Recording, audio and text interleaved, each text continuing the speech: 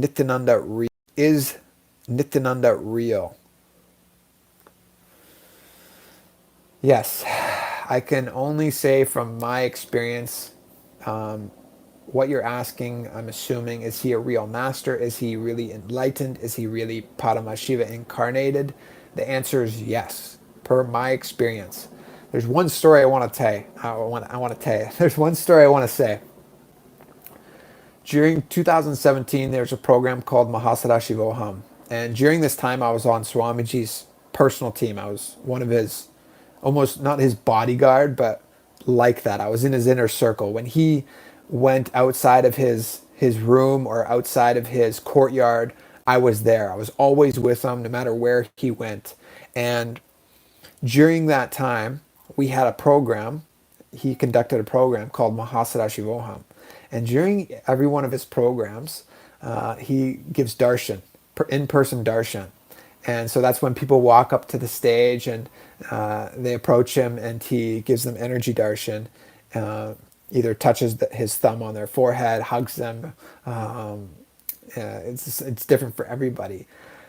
But during that time, Swamiji was just covered with flowers. He's always adorned with flowers, and the stage itself has a lot of plants around it, and so, you know, his sense of smell is kind of restricted to that area, anyways. You would think, but during the darshan, Swamiji stopped and said something to one of his disciples that was next to him, and and then the disciple came and told me, and he said, Swamiji smells something funny. Look around, there's like garbage somewhere or something.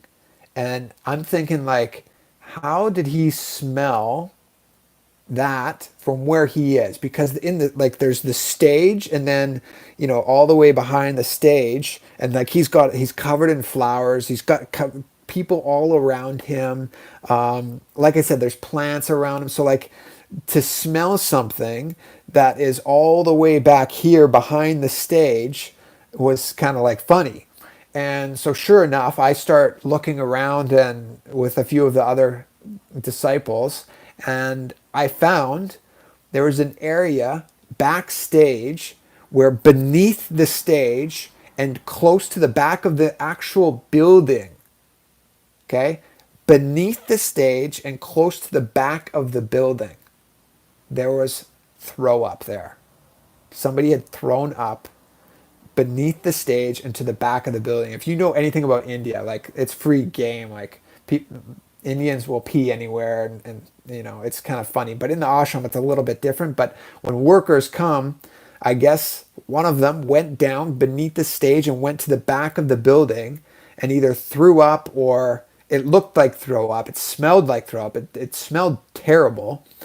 But what was like unbelievable is that, how did Swamiji smell this at least 30 feet away, in an entirely different one level up, in his own stage, draped in flowers that are very potent. They have a nice, beautiful smell.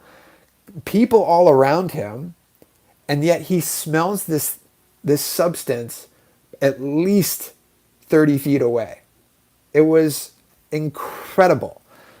So long story short, this is one happening where Swamiji, you know, he's expressing the power of just being able to smell anything in his breathing space.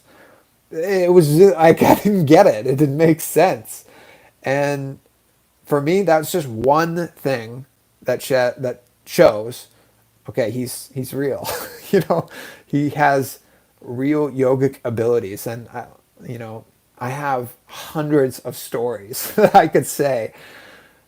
You know, these types of experiences have happened. You read about these types of yogic powers, and I've seen Swamiji express them with my own two eyes, my own experience.